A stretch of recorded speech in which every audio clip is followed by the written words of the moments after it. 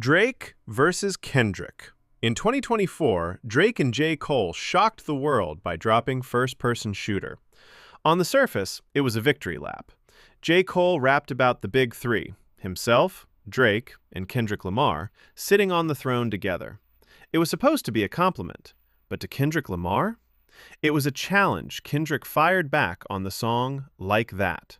His message was simple: cut this and add the song. Drake didn't stay quiet. He dropped push-ups, making fun of Kendrick's height and his record deal. Then he got weird.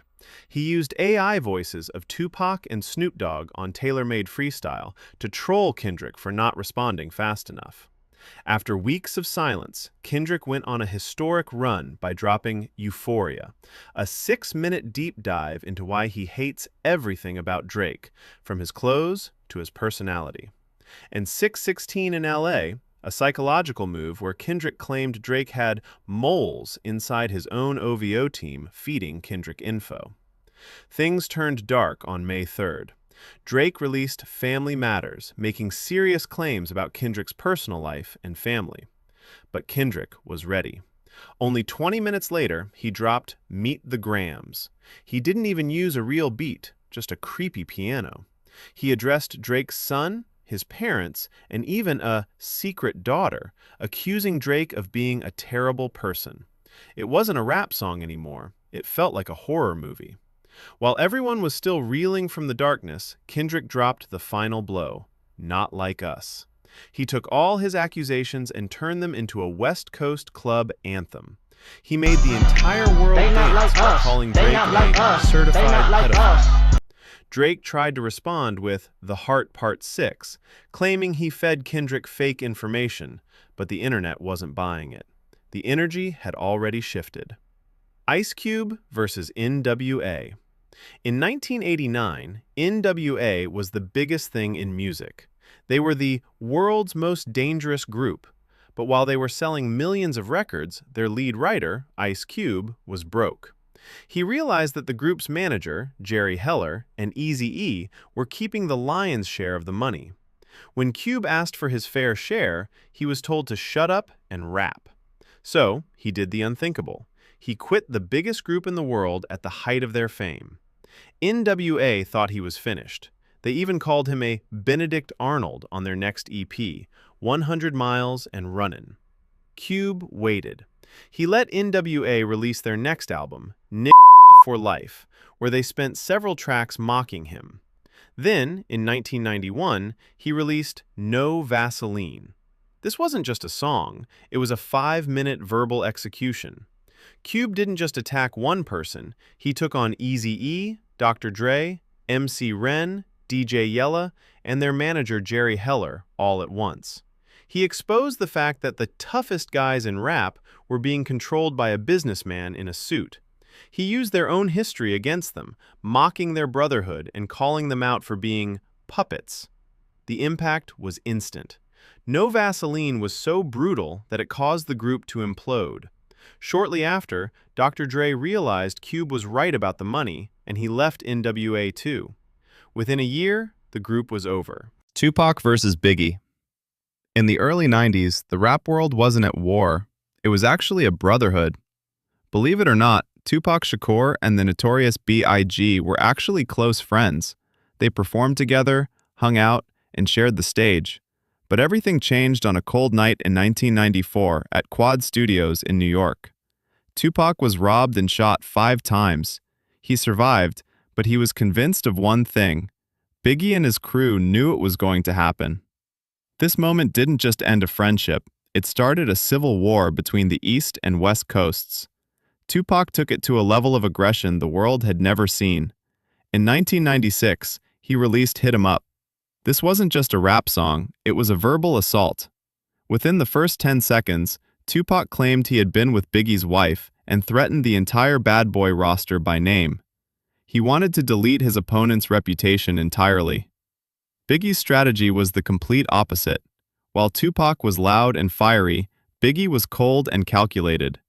He released Who Shot Ya just after Tupac's shooting. Even though Biggie claimed it wasn't about Pac, the timing was enough to keep the fire burning. This beef became bigger than two men. It became a brand war. Suge Knight at Death Row versus Puff Daddy at Bad Boy. Every awards show and every radio interview became a battlefield. Fans were forced to pick a side. This rivalry had real-world consequences that eventually led to the most tragic ending in music history. Tupac Shakur was shot on the night of September 7, 1996, in a drive-by shooting in Las Vegas, Nevada. He was hit 4 times while stopped at a red light near the Las Vegas Strip, following a Mike Tyson fight. He died 6 days later from his injuries on September 13, 1996, at age 25, 7 months later on March 9, 1997. The Notorious B.I.G. was shot and killed in a drive-by shooting in Los Angeles, ending the beef. Eminem versus Michael Jackson. In 2004, Eminem dropped Just Lose It, and the world held its breath. This wasn't just another song. It was a heat-seeking missile targeting the biggest icon on the planet, Michael Jackson. Eminem is mostly known for dissing artists. From pop stars to his own mother, no one was safe. In the video, Eminem parodied Michael Jackson's most sensitive moments. He joked about MJ's plastic surgery, his hair catching fire during that famous Pepsi commercial, and the child incident allegations that were all over the news at the time. It was crude, it was loud, and it was classic Slim Shady. But while Eminem was laughing, Michael Jackson was not. Usually, when Eminem dissed a pop star, they stayed quiet. Not Michael. He called into Steve Harvey's radio show, saying he was very angry and that the video was disrespectful. MJ didn't just use words, he used his power. He contacted BET and MTV to get the video pulled from the air. Even more legendary? A few years later, MJ's company actually bought the publishing rights to Eminem's music catalog as part of a business deal, ending the beef. Dr. Dre versus Eazy-E. In the early 90s, NWA was the biggest group in the world, but after Ice Cube left, the foundation started to crack. Dr. Dre, the genius behind the beats, realized he was in a bad contract. While Eazy-E was the owner of Ruthless Records and getting rich, Dre felt like he was just a worker. Enter Suge Knight. He convinced Dre to leave and start a new label called Death Row Records. But there was a problem. Eazy-E didn't want to let Dre out of his contract. Legend says Suge Knight had to use physical persuasion to get Eazy to sign the release papers. Now on death row, Dr. Dre found a new protege, a skinny kid from Long Beach named Snoop Dogg. Together, they started a musical revolution called G-Funk. But they didn't just want to make hits, they wanted to take down Eazy-E. In 1992, Dre dropped his solo masterpiece, The Chronic. The lead single, Fuck With Dre Day, was a direct attack. In the music video, they hired an actor to play a character named Sleazy E, a parody of Eazy-E looking desperate and broke. Snoop and Dre mocked Eazy for being a studio gangster and claimed he was nothing without Dre's production. It was a massive hit, and it made Eazy-E look like a villain in the eyes of the new generation. Eazy-E wasn't going down without a fight. He responded with a song called Real Motherfuckin' G's. He didn't just rap, he brought receipts. Eazy showed old photos of Dr. Dre from his world-class Wrecking Crew days, where Dre was wearing sequins and makeup. Eazy's message was, "You're calling me a fake? Look at your own history." He also pointed out a hilarious truth. Since Eazy still owned a piece of Dre's old contract, he was actually making money every time Dre's new songs played on the radio. The beef was personal, angry, and looked like it would never end. But in 1995, the world was shocked when Eazy-E was diagnosed with AIDS. He passed away just weeks later. Before he died, Eazy-E and Dr. Dre actually spoke on the phone and made peace. The war ended not with a winner, but with a tragedy. Dre and Snoop would go on to become global icons, but they always acknowledged that without Eazy-E, none of it would have been possible. 50 Cent versus Ja Rule. In 1999, Ja Rule was the king of the radio. He was making thug love hits with Jennifer Lopez and Ashanti. Meanwhile, 50 Cent was a street rapper who had just survived being shot 9 times. The beef started in a club in Queens, but it quickly turned into a war of ideologies.